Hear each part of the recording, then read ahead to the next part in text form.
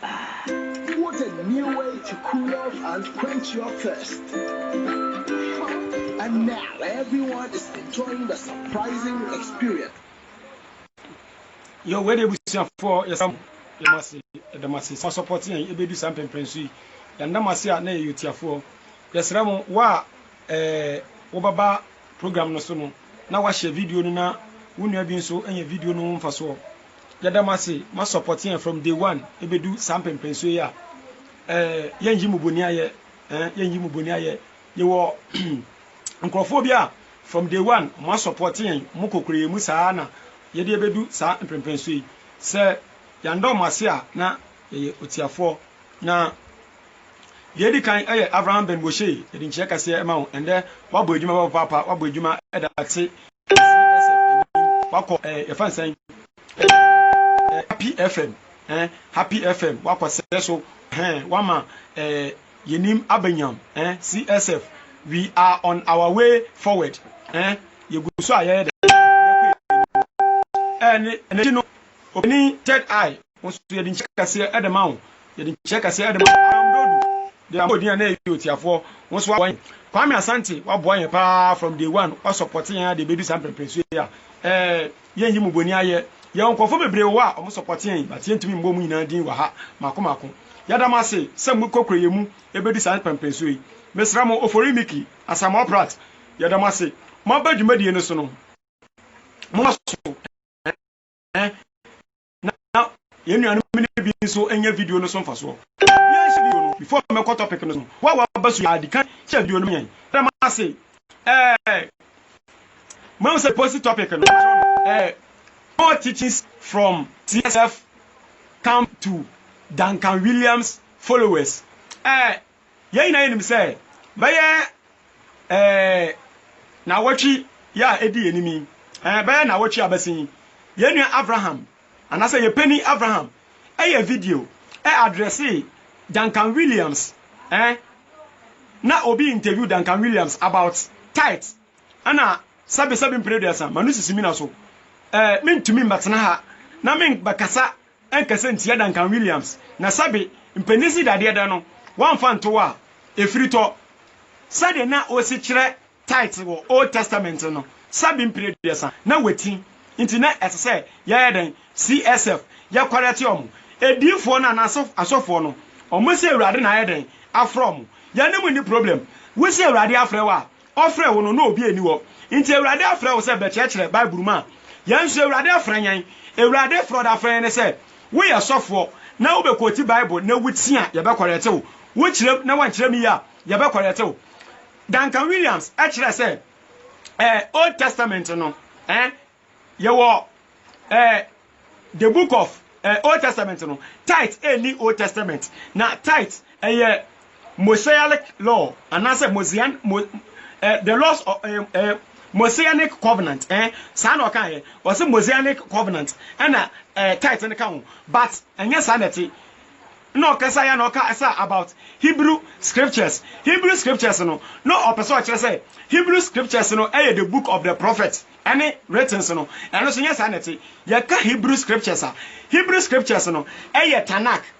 Israel for Tanakh no mukita no Tanakh consists of three parts na consist no Nevi'im, Ketuvim and the Torah ya ka Torah 5 books of Moses Torah means law or instructions. So 5 books of Moses no. Enye na and your friend Torah. Your baby wa written. Na Ewurade kasa kire Moses say. Na ye Yankopon asam. Eno a commandment. Eno na ye Yankopon asam. But baby wo Israel for to free ha. Om kotena ha. Ebirebi Israel for na omu free sira so no na om ko ha no. Eno stories. Enye Torah. Aside Torah no. Omu wo Torah no it consists of Bereshit, Shemot, Wayikra, Midbar, and Devarim. Bereshit Genesis. Shemot Exodus. Anna Wayikra Leviticus. Anna Midbar no so ye Numbers. Anna Devarim no Deuteronomy. Aside the Torah no more ba kwa your friend Nevi'im. And your friend the book of the prophet. Prophet onhuma no no mo frɛ no Neviim aside no no mo Ketuvim aye ratings Jobs ne Samson ne Ecclesiastes no aye ratings no nti ya papa Duncan Williams no o kyerɛ mu no o tin anasa wan kyerɛ me yie na Abraham me nua apani Abraham anasa me pani Abraham obae no ofa video no na o kyerɛ quality ye bra pe ye quality ye papa Duncan Williams say sabi impredasa said ye o kyerɛ de no anya sa na te sabi before make back church no so no me pese ye kan verse bi na me di nyina so na de enche me be video no me ma wote ase 2 Timothy chapter 3 verse 16 kenkan na ye mbieja 2 Timothy 3:16 ebusiafo quotation na me quote no obi ankyero and then ahabaye the rough and ahabaye the rough and then producer Daroma menye comfortable place ana matena odifo Emmanuel Ben Samuel anase aka Bible Commando majima kunja kese ya baba kire nsemu 2 Timothy chapter 3 verse 16 kenkai na yemieja 2 Timothy 3:16 2 Timothy 3:16 osi atwerɛ nyinaa efiri Nyankopɔn humi mu na yɛma nkyerɛkyerɛ ɛyɛ nti atwerɛ no efiri Nyankopɔn humi mu na yɛma nkyerɛkyerɛ na yɛ papa Duncan Williams o kyerɛkyerɛ na wetin nti wetin no kan 2 Timothy 2 2 Corinthians 2:15 na 2 Corinthians 2:15 kan hwɛ muntie won na ade no ayema nkyerɛkyerɛ nti wo kyerɛkyerɛ na sɛ ɛyɛ wrong a obi so wɔ kwan sɛ ɔyɛ den o kyerɛkyerɛ yɛn nuanom bi a omu Duncan Williams ki ɔmo se ɔmo nte ase sɛ Abraham quote Duncan Williams quote akansam na Abraham wabɛyɛ den wabe correct nti me pese okan quotation na iwia ewa na 2 Timothy 2:15 check na kan fast 2 Timothy 2:15 kan 2 Timothy 2:15 2 Timothy chapter 2 verse 15 ɔse bɔbɔde fa wo gina Yakob anim tie nti sɛ tie we ɔsɔfo na wo preach a bɔbɔde na fa wo gina Onyankopɔn anim sɛdeɛ ɔfata sɛ odwumayɛni a ɛni sɛ ɔfɛre te sɛ odwumayɛni a ɔni sɛ ɔfɛre na kura ne kwasɛm no mu pɛpɛpɛ sa wo ɔsɔfo na sɛ wo odifo na wo gina Nyankopɔn asɛm mu na sa asɛm no ɛsɛ sɛ wo kura mu pɛpɛpɛ ana ya papa Duncan Williams wo kwagina baby na ɔkasa about Bible nsɛm a ɔka no sabi mpene desa ɔnte sa ebusuafo mesra mo ma mo ndwen sɛ me babatena ha na me begidi Duncan Williams atam ana me bedidi ne church members atam ne church member baako edidi CSF inatem na CSF so munim say me Bible Commando me CSF so who attack Abraham personally I don't have any problem with you but who attack Abraham na I can CSF there and the at say that we don't want sakowo owo na we don't want say akwahye no nikosuem owo no fa won nchew hwade before me teaching so no we me yendi kan na yankɔ tie video na ye nua ba ma bi Duncan Williams followers no ba ko ye ye share video no wi a na address bi wo a ya address before I yebekwa kwahye video no ebusiafo mo ne bi se bibia no ye de empaibo ina edi kan se ya nje empaibo na ye break bonsam ndwuma na honhom na mate akira ade ne ye ya enye de nti de edi kan ye nje empaibo ye je empaibo wi a na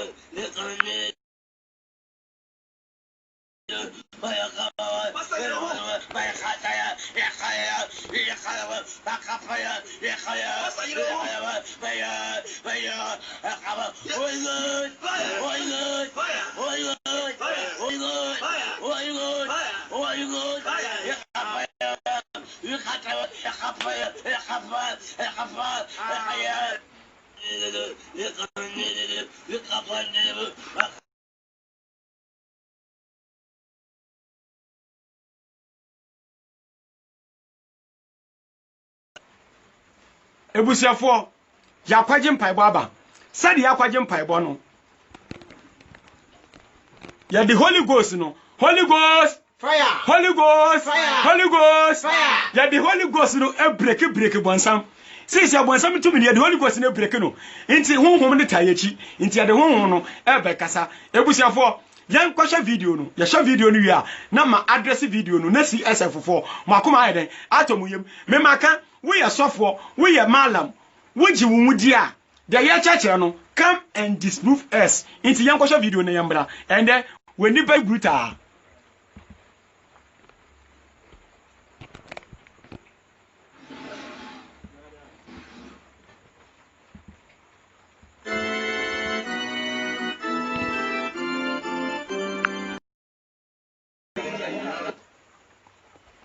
ebusiafo mesramo me ha no ya fra ha fechiri studio nti enema bi wo a munnya ne sede etie no nti yesramo ya hwe video no mra. Ladies and gentlemen, good morning. Me DJ Sofo Jeremiah. Me the son of one and I'm Abraham Bemoshe, common sense president Abraham Bemoshe. Also so your common sense leader one can ebusiafo mo wo so na mo hwe video no mesramo obia make sure say video we obe share video no ma Abraham ne nsaka message we me mpese Abraham obe reply sabe manusi sumina so me mpese Abraham obe reply sa asofo nketewa we mu ye be yo mu adwuma nti obia share video no na Abraham nsanka video no man we ogina he osofo Jeremiah we didi Abraham atempoto na me pese mema manfo ni da e wani bi hu nti wo ye CSF ni na wo hwe video na mesra wo se video na wo hwe no wo beso wakomam because Abraham no se wo ye obi a wo follow Abraham na so obi didi Abraham atema se de wakoma ye wo no enya ye ketwa na me agasa me hu video no de makoma ye me no eye makoma na mesom na menya abotre na me control makoma na me di be video no nti CSF ni a wo be hwe video mesra nya abotre ma me na video no share video no na Abraham ensanka video no mesramo ebushafo afei ya share video no channel on Danka Williams Abraham all tata no Danka Williams wa abo bless na our Abraham na Danka Williams so on yes scanner to that our Abraham it's no Danka Williams Abraham all tata no Abraham on who there papa no or penin no or sofo kese the whole Africa even the world will recognize no as Archbishop yedi inizima no. Who are you to dare Danka Williams? I won't want to capture Danka Williams no or your question say as a common sense na enje Bible India Abraham say wo common sense asof na tata wana ejaba Archbishop do no or yenus of penipa and we respect him a lot. So woman me ancha want to say embuade na baga na efibe no so wanti to ye ya men forward some course of penin Danka Williams do because when hear the first time say ebusiafo mesramu obianso na kumum eyayro wo sem kase pa na nde Bible commando mabatena so a me baba kire mu no mesramu we CSF member we common sense family member we wise family member anasa we obi a we follow Abraham ayro wo sem kase pa na ende yet no emse mabo video no obia tensama papa no oso oyosofo Jeremiah na Duncan Williams no sofo kase na ayro wo sem kase adentin me kase ayro wo sem sabi mprediosan papa wey ejina church members enim preach om papa wey wo hye nanum sami se de wosi kase ya wey enyim penifo mo hye coat ebotai ekotena na so dem so mutie nyankopon asam efri papa wey enum sabi mprediosan wo ye obi a we follow Abraham achia me pachaw Abraham onye video ndidi Duncan Williams attempt na oye video a bebia wakasa na wukasa na anko osusu se anko ye no na wachire enti yenua Jeremiah mindidi watem na sabi mpredie sanka wusua nyansa kakra te se wupani Duncan Williams na anka ebeboa na anka ebeboa ye be take this opportunity na educate no ewo niam bi ho yemfa ne se yenua Abraham mpo se wache Duncan Williams ena ode na kwahye wankwana anaso ode na bet na Facebook ena o chana da pa Abraham wachi Kristo ni bi ena odidi na tem anasa Abraham odidi e Kristofo yina tem mpa anka Abraham odibim wunim de ta meka sa Matthew chapter 5 verse 11 minuanom Yen you no Christopher. Bible no mu nim. Omunte Bible na say. This man doesn't qualify to be a pastor. We unqualified. So be jina church members in him. Achro moshe. Shananu mikasa. Say Abraham eye kwasia. Abraham eye fool. Na yen ye common fool family.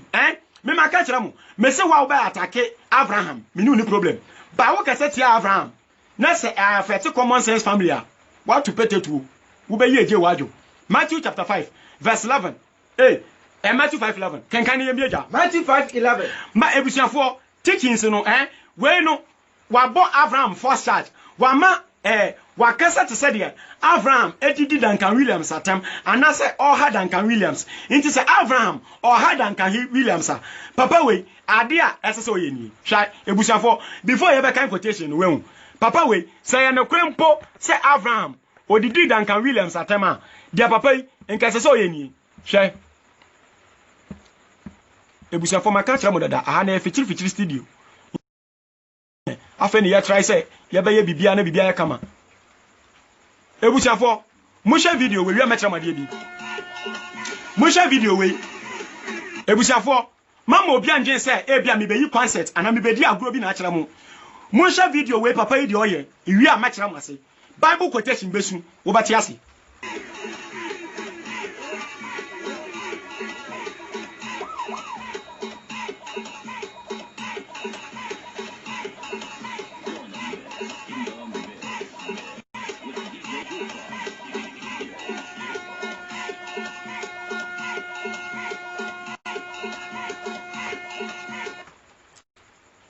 Yeah,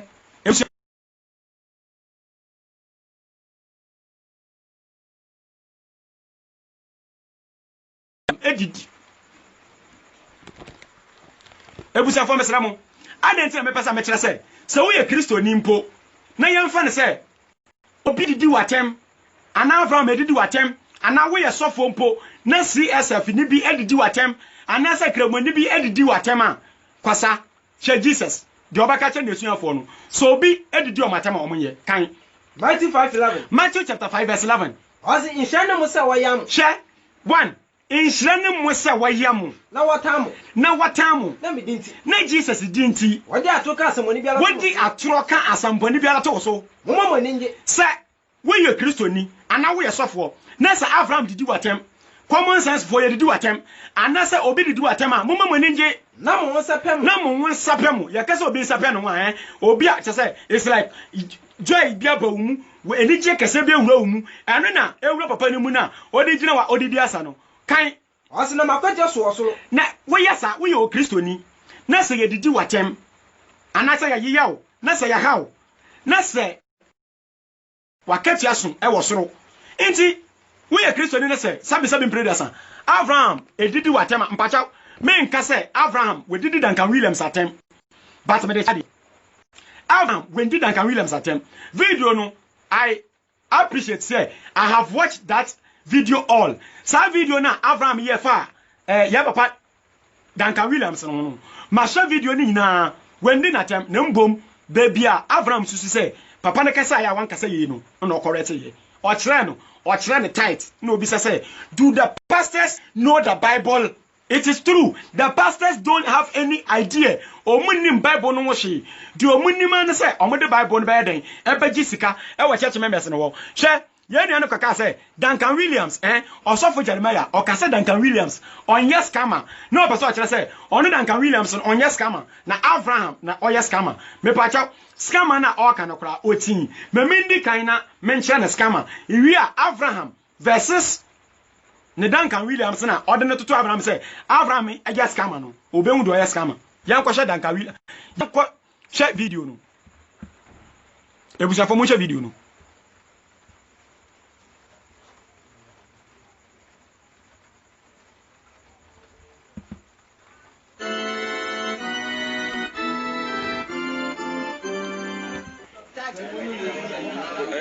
ebusa fo mesramu video na motion no muntie ensam na papa na ka no. Ladies and gentlemen, good morning. My name is Osofo Jeremiah. May the son of one and I'm Abraham Vemoshe, Common Sense President, Abraham Vemoshe. Also, so your Common Sense leader, one can channel on na ohu yansa Duncan Williams Abraham Alta and Duncan Williams Bob na our Abraham Duncan Williams on yes scanner today ebusia moti ebusia for monsantie ni bio o se Duncan Williams on yes scanner o pesa o kan scammer na wetin iwi a matchere lawyer scammer kan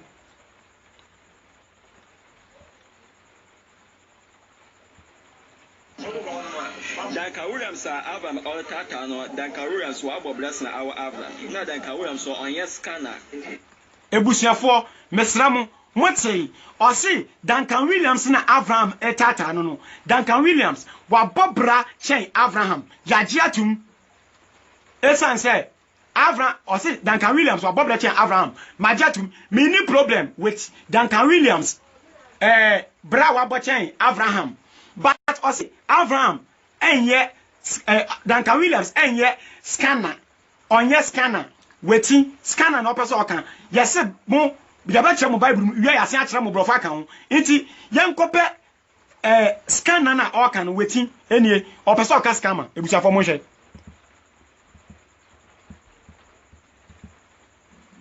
ebusia fo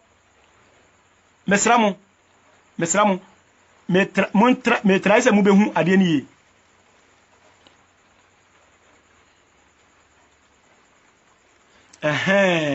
obo ade adom me phone yi erade asamu ebusia fo dia bei me ye sure se mu behu me kan o se eya scammer ana okan ana wetin nti ye kire no scammer no a person who commits fraud or practice in a dishonest sin. A person who commits fraud or participates in a dishonest sin. Maybe try mo scammer.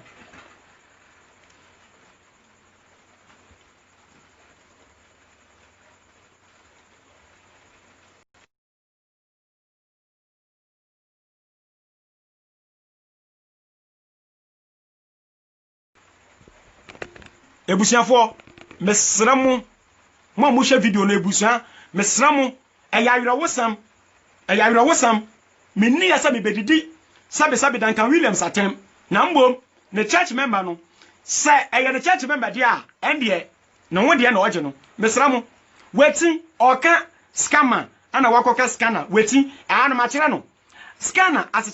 na asechire ne sen scammer obi a participate in a dishonest sin and I say a fraud obi oya fraud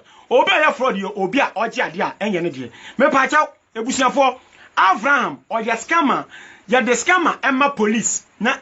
police akwamo an me nua Abraham mente say yesi wakwaje obi bibi a wafa ana waje obi bibi a wafa mesramo Abraham onya scammer say oya scammer enye video we na say we ye esan ka okọ police station na kwa report o police station say ebusiafo ye nua bi o social media obi amanfo ani nti amanfo ani na obie no eye scam ana say wa bebe rewudem abafa wade anada wadada wo osofo Jeremiah agi bibi wo hunsem a enni kwan say ogi na makat wakatem say oye scammer na wakọ report na ya moa no na edia dance say wonni evidence bi a ebe kire say Abraham scammer then shut up afa me be kire scammer me pa cha say yeka obi oya scammer eye asofo na omodi yankopon din epu nipa no omo na mo yes scammers tight yesi lewifo na oya den anje tight ya de malewifo so mo ya den omo nje me pa cha sofo na woko no wonto kwa no mi bisa oye lewini David into who is a scammer here mi bisa what was a video forget say we Christoni ye applied logics and common sense ye use adwene obo ade da manyen no sabi pene biasa wonu asole na won say ye nue okwa achiem nti ye ntene na say obedidi na tema me sofo Jeremiah won ya me size me ka kire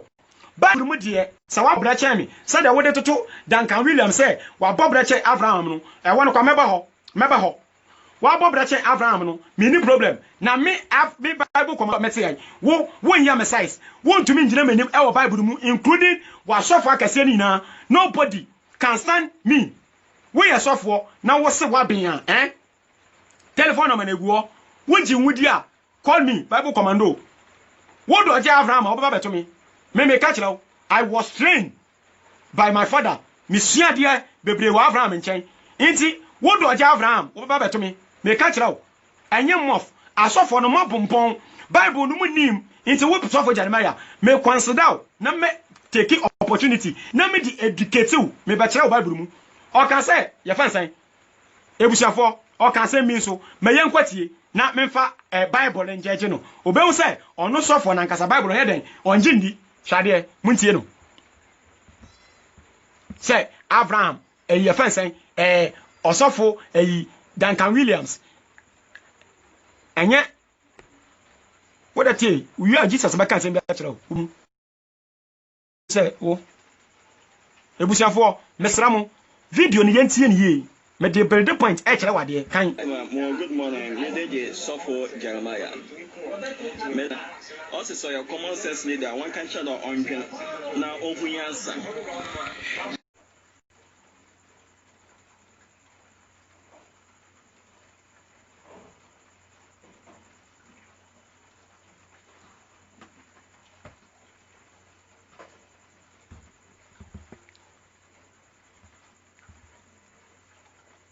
ebusiafo wa wabaso no na wa share video na mami misramu mo share video no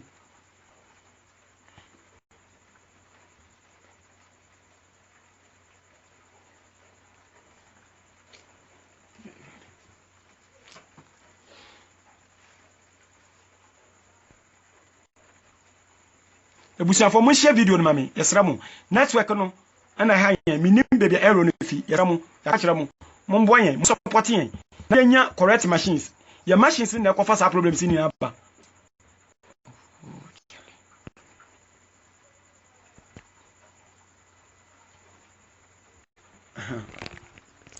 ebusiafo yesramu obia share video no minim de ba ya video no tumi catch sa nti mesramu mo fa ncha me video no metwa so bebe midu ya no metwa so pepepe nti wa obesha part 1 no we also me post the same topic and am I in part 2 time nti menya time antag nkofo nti mo amabaso no munye ye favor na mo share video no manyan video we me pese Abraham nsanka video we said e be ya on ha no ho e wo asofo nketwa no ho ye na ma kire na oka asem bi say Abraham Duncan Williams wenya no ho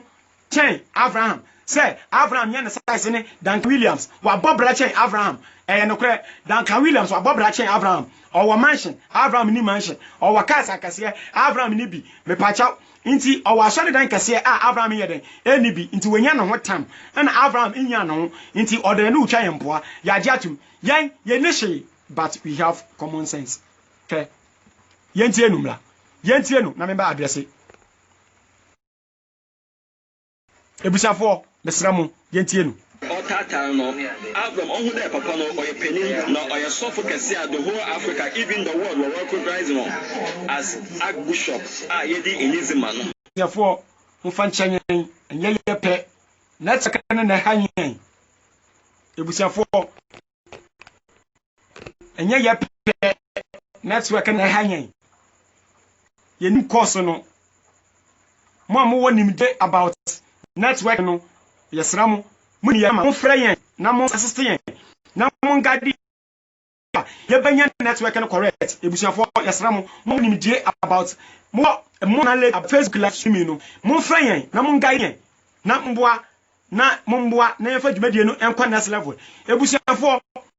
network science kra video no minim samote ye anasa manti nti bisramu me pesa mo site video no kakra na me toa asama na me yeden me ka no so no mesramu pa wa wabaso no na wa share video no e de amayen mesramu pa da ka Williams na Abraham Otata no Abraham on who papa no or penny no or suffer kese the whole Africa even the world will recognize no as Archbishop yedi Elizman. Who are you to dead and Williams? I won't want to catch the Williams there or your question. Say as a common sense, not and your Bible in the Abraham say we common sense. As software at that one, a Archbishop would know a use of penny and respect him a lot. so woman men show to say in Boade. Now Bagan if you been so I think to ye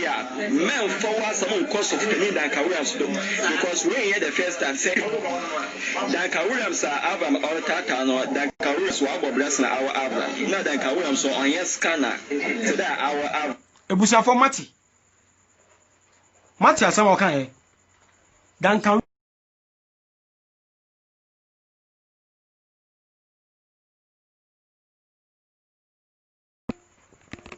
Ebusia for Mati asem o kan e Duncan Williams na Abraham or Tata no wa bobra chen Abraham ampa magiatum owo mansion na de yenko bi say Jesus says I will be kwa heaven na wunyia mansion ana wunyia nyansa Abraham initiate wajatum Luke 18:18 bie na kanchi papa inu ntie ebusiafo osofo Jeremiah wuti na ye network ye nkanda obetensam kan Luke 18:18 Luke chapter 18 verse 18 opeso chem say Duncan Williams wenya no wotam nti yenka na wasam obi a wenya no tie de Jesus ka kire o se dankwa na openi bi bisa no se openi bi ba Jesus nti be bisa Jesus say chachafo pa o chachafo pa na na menyo na menya dankwa again na menye na menya dankwa Yesu ebu esene se Yesu ka kire papa ne say ade na wo fra me papa obiara nyaje obako no obiara nya papa age obako no ono Nyankopon eno ne Onyankopon woni memrasam ebusiafo mo share video no woni memrasam no ensai awade enieu mbokro no ya dan sukunu mu endie dan sekuru mu waja na wonani di waja ene wonani nti papa ya fansan papa e fansan Jeremiah sofo Jeremiah di waja ene wonani kan ena oka se yenum nyina ebusiafo okache papa na wanya no no okache Jesus say Jesus je wo keke nyina minim kan mo fa se na mi di so minim dada enti common sense e won nye Jesus na kire no ono anim se sabi so osho na ma odi ni mame ene ni papa ni ono anim se sabi yemfo biele ono anim se mbokro no ono anim se yense awade ono obi ankire no kra Jesus we minim dada kan o se ene Yesu and Jesus says papa no use common sense or join the common sense family na onim say sa na media ye hia Bible ye hia Jesus ye hia Quran wa kire say yemfo bi yirinti kan o ka kire ne say e da so ka wade ba hey sa samra ne de wonim de a and de osofo Jeremiah tie sa munim say mo wa ahonya de a and de e da so ka wade ba ko koton de wo nyina ka kire Duncan Williams say we are the church member we are the church member wo kasa otie inti kache Duncan Williams e wona so dem say onjai title wansam kan na title wansam no kan wa den weti na Jesus say onkoton de owo yina na chema enyafo na onchema enyafo na ubeye japade soro na ubeye japade e wo soro na bra bedi mechi na wuwi a kodi Jesus echi inti ahano Jesus ama wenwu position inti Onsi koton de wo nyina kono koton de wo nyina na chema enyafo ubeye japade soro to aso bra bedi mechi no ati ye no inti papa no oti we no no e na rawo se papa ne wira hu Jesus rough efise na papa ne ka cha Jesus say o se efise na o yodefo Jesus papa ne free efise na papa ne yodefo inti say Duncan Williams so yodefo no to so o se na Yesu ahwe ne ka se inti Jesus onwe sa papa ne yodefo no mpese obeto ne japade na we bedi Jesus echi no Jesus o hwe no na o ka say semu hu ne de na eyema wona wo ade semu hu ne de ne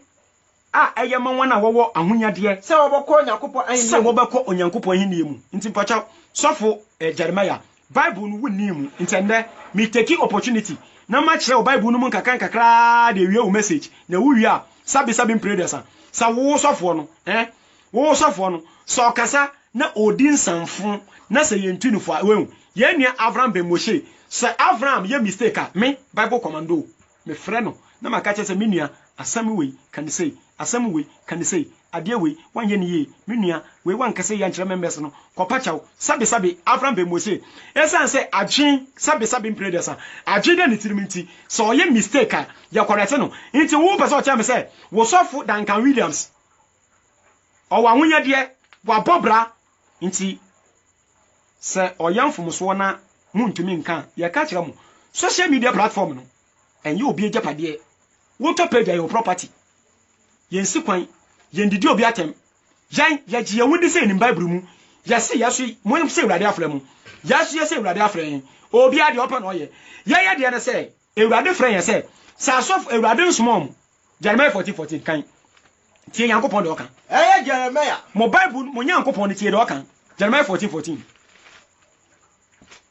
Jeremiah 14:14 Jeremiah 14:14 ɔse ɛna awurade ka kyɛm sɛ ɛne awurade ka kyerɛ me sɛ atoro na difo no de hyɛ me din atoro na difo no de hyɛ me din nkɔm mesoma wɔn me Nyankopɔn me nsoma wɔn na menhyɛ wɔn nanso me nhyɛ wɔn na menkasa menkyerɛ wɔn Nyankopɔn so nkasa nkyerɛ obiara atoro enusade hunu atoro nusade hunu ɛne nkɔmhyɛ ɛne nkɔmhyɛ ɛne asɛm hunu ɛne nsɛm hunu ɛne wɔn akoma mu ndaadaa ɛne mo akoma mu ndaadaa ɔka kyerɛ mo ɛnyɛ bi na mo kaka no nti Nyankopɔn so no obi ankasa ɛ ana mo mo sɛ awurade afrɛ mu mo bɛyɛ asɔfo ana mo preach Bible ana yɛsɛ awurade afrɛ yɛn na yɛyɛ deɛ no wa manya mu message ni bi yɛyɛ deɛ no awurade se sa asɔfo no quote quotation no mu tia ana yɛn bɛkyerɛm mo ka Bible no masam na manya deɛ ya yɛba bɛkyerɛm yɛn me hwɛ sa afra me nyɛ adwuma no kuro I'm telling you make sure say sɔfo bia bɛgya quotation quote wa Ghana oh yeah me se me sɔfo bia me se mo de munya botere me hya mo time kakra bi munya botere na mo me bɛyɛ 1 month mo hwɛ adeɛ sɔfo bia bɛ quote quotation na wɔ na so de maba bɛkyerɛm obi aso ntumi yɛ obi ahye wa Ghana obi anto obi ahye hwɛ de wo ɔman ne mbra wo mo Jesus di Ghana constitution enim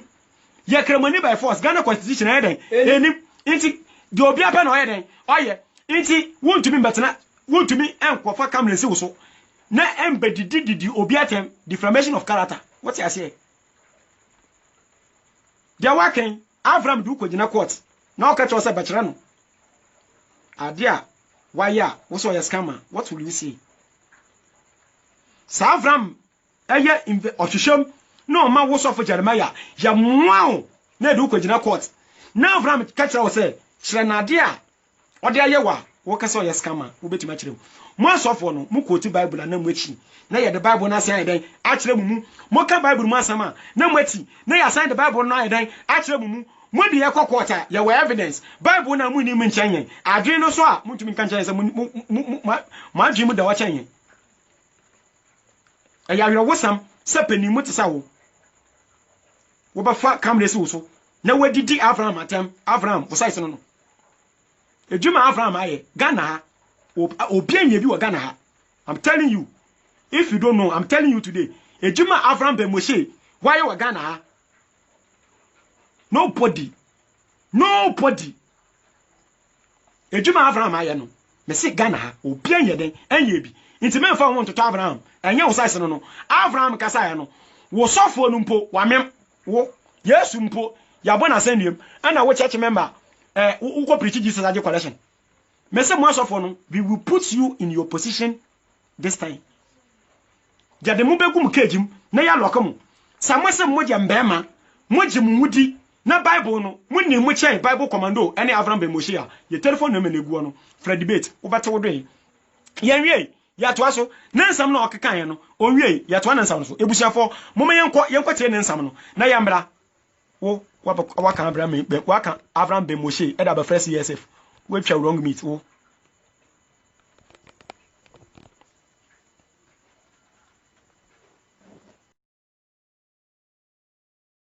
ebuafo na maka tire mo no aha no eye fechiri studio ti yesra mo benya botra men kakra ebusiafo yentie ne nsam no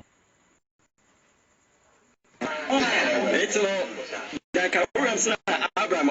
Otata no Abraham on the papa no penny no or so can see the whole Africa even the world will recognize no as Archbishop in man Gusafo Isramu ya yiro wosem kase pa na gete wo Ghana no chese Ghana no woto man ni mu a ensese o kan yansasam woto man ni mu a ensese o kan yansasam Martin sama awokaka say Abraham or you fool na or you sure say ensam na Abraham kekani na Duncan Williams no white na esan say ono sabim predesa ono Duncan Williams no ono oni nyansa na onye kwase anti wona wo ye kwase a sabim predesa obetumi be yi ano sa na opeso akira me opeso akira me say Archbishop ne hu say Abraham no oye kraman okaye mebo amwati owe say Abraham no oye kraman inti Duncan Williams de oye nipa inti okasa kraman wa enye inti wo ana wo level edu kraman a obetumi abakasa Abraham pacha Abraham okasa afa Duncan Williams no odatem wendi natem inti denti ana se Abraham de okaye no oboa wo so won check camera nsi wo so na won ya video na won ka say Abraham ko ti tight wasam ewo ye fan say Deuteronomy chapter 3 and Deuteronomy chapter 14 o ka say na Bible no Abraham wan kan ni ye na say nete sa na Abraham ye yase wan kan ni ye bebe wo kwoti ye no ye kwoti ni ya kirem inti say wo so say de ye no enye no kwan so a why won't you gather your facts to come and disprove us and rather insulting CSF and Abraham Ben Moshe? Obi beka say me ya Abraham say ye didi Abraham atama aden na esa bejema me ho me pachaw sabim pray desa papa na ono didi Abraham atama no onye Duncan Williams aden ti na esa ono so twe camera no didi Abraham atam na me enye Abraham nti Abraham the personality nti na me ye video no I am not the one to fight Abraham's fight, but I am the one to fight for CSF. I am the one to fight for common sense. I am the one to fight for liberation. I am the one to fight for my nation. And into me video. Ebusiafo hwe nsem okan no enwie misramu mo me yentie no na yento aso. This time no me hunu say Samsung the camera no ko back na network no eye we kakra. Inti me bo sound no muntie. Our bottom, yes, bottom the Bibia Obuko. It's no our Abraham bottom, Nadaka Williams. Ebusiafo mati. So or say Abraham or your cramming, Abraham or your cramming to us. No, on your about international something about a powder a bottom, Nigel Pona Epo. Yamaka and Samatiasi. Duncan Williams name was Abraham your bottom. Duncan Williams in Nipa. So Bakasa Abraham one, Wadane cramming. You are the best cramming to reply Abraham. You are the best cramming to insult Abraham. Brother, I'm very sorry for you. I wonder what you guys tell your church members. Me name asam kwa mo kwagina mo pulpit enim na mpenifo no boko ehye coat ehye suit e betra mo so dey ma mo ka kire mo. Look at the way you are talking. Even me pona me nyini ndu baby ano. You see how I have been addressing your message. Me na me nyini ndu baby ano. Hwe how me address your message. Na penimu baby awenyi na dui. Baby awenyi na dui. Sabe mpre de san. Insuo na etoye na sa wante a ade chinye nso wenhunu fom. Se insuo na etoye na wante a ade chinye nso wenhunu se fom afo. Ebusuafo, let's wise up. Let's wise up.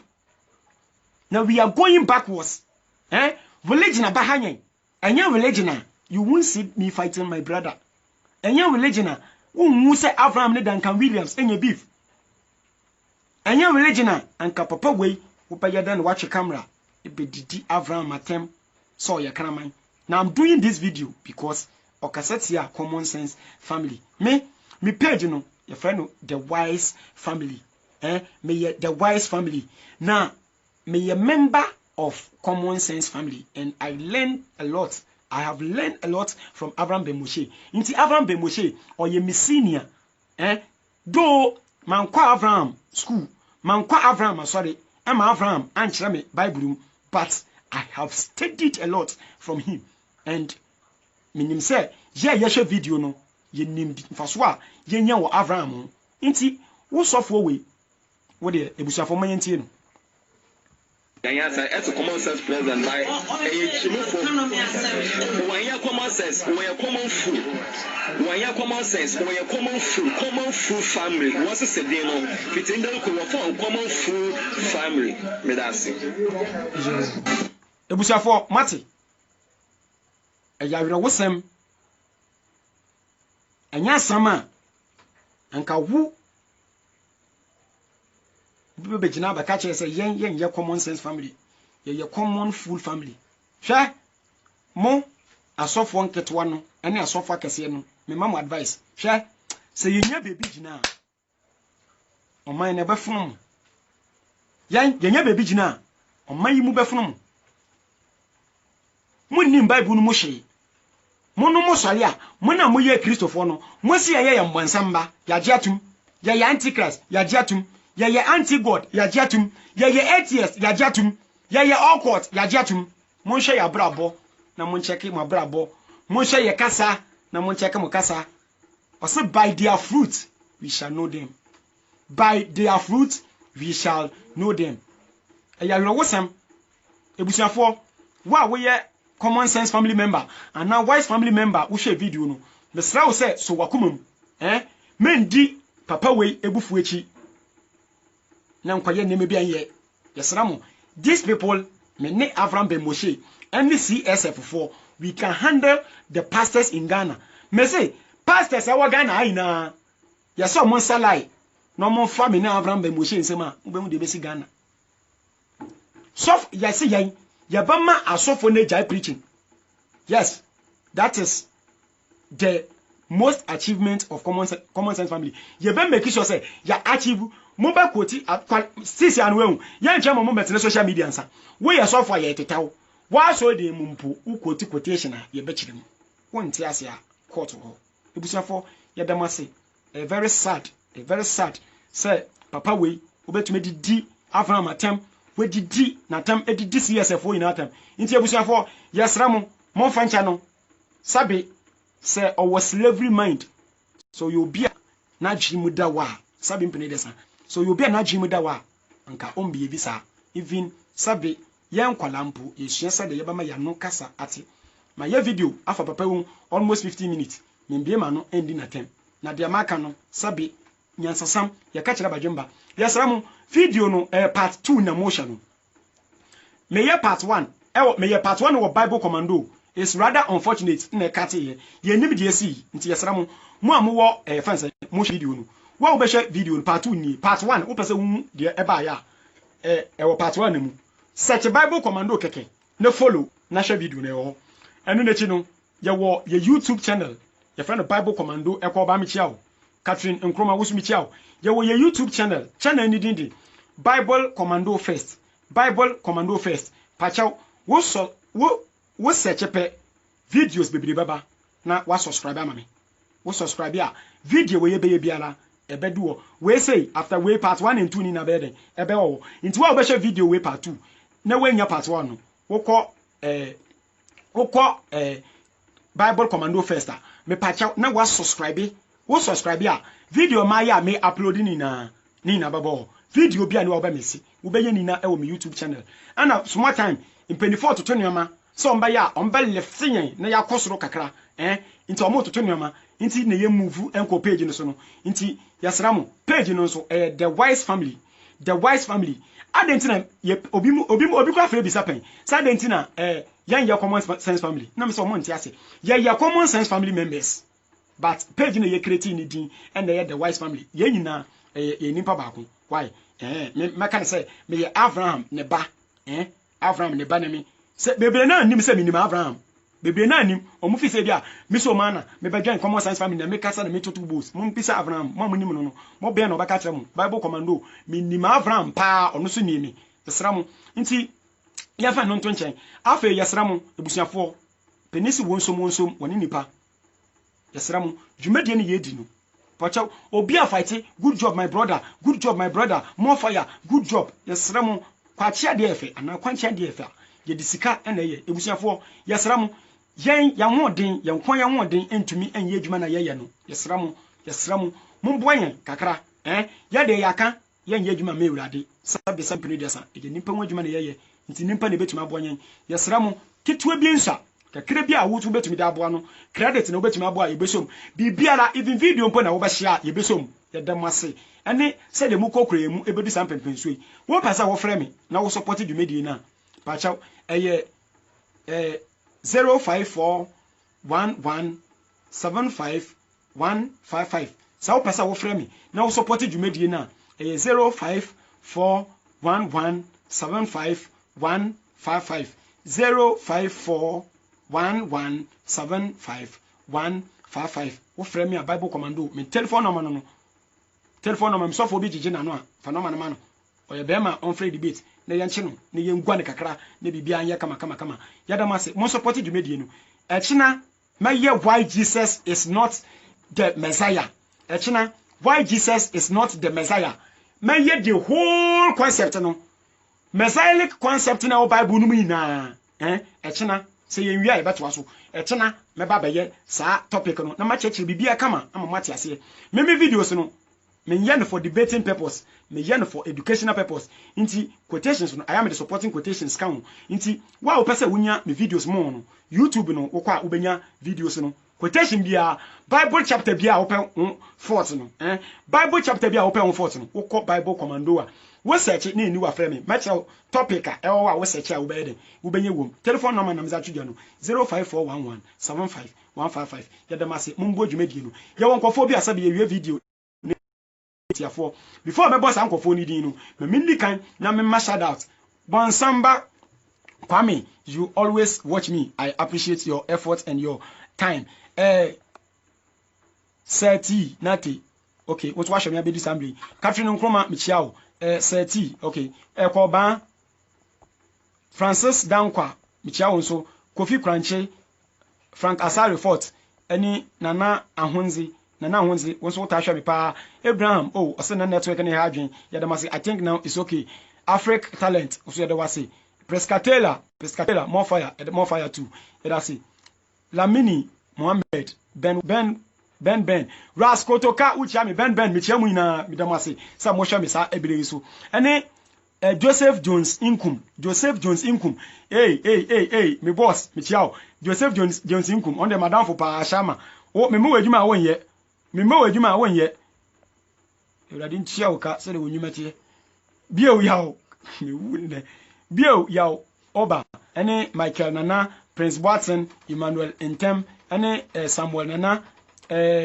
Ham Shiva bichawonso ene Asafo Diamond Ibrahim Dodu Almighty Boss what am do she chiri won obatu menka follow watching michiao Asamo Prat wo hwe me michiawonso Daniela Mart butu michiao Ibrahim Dodu wo de me ba na ma bichiao special ebusafo yada ma se mo share video ni na yasra mo share video no for the last time yada ma se ye onkofo bi wo wa omo de omo twemu mutan omo pio ye bebo omo din ebusafo omo aboyan from day one nti ambo omo din na tiafo Abraham Ben Moshe oka ho openi ba for Jan and as a third eye ba for Jan wa aboyan from day one ebebi sampempesu yada wa se endami nu Abraham Dodu last killer and the payment wonka ewie mate wonka enibire mate wonka sabire su mehu medawase ene emboa wode boa the wise family yedamase papa Kwame Asante Spain last killer unso mi chiao minim se echena obefere me yawe medamase ene dwumadi a mudi e de support mumbombaden na mumboa na efa dwumadi ni ndu next level mumbombaden na mumboa na efa dwumadi ni ndu next level minim se mobeboa amana aboro so yedamase se mukokoro ye mu from day one na mudi ebedu sampemprenso yasramu wa wo beye obi obeye video mesramu ma wo Facebook no mesramu sa contract no sa mumpio meje CSF fo amu wo the whole world obi obeye video obedi Abraham atem obedi na atem no da fra CSF no mesramu munsani video no mame mesramu wa wo hye me biara mese common sense family for mo wiase nyina critical thinkers of Africa mo wiase nyina pan Africa obia oye video oye bibi e de support the development of Africa yan ye de yan kwat wo yen suro wo when you kill us we will become your prefect in cemetery se wo kum yan ye baye seniors e wasamado obi obeye video obedidi Abraham atem CSF mpenifo atem obi obeye video eti Abraham obeye video obedidi common sense family atem no mesramu munsene video ne mame Abraham ohome wabre ye baye adwuma na aka no ye damase mo share video no bye bye.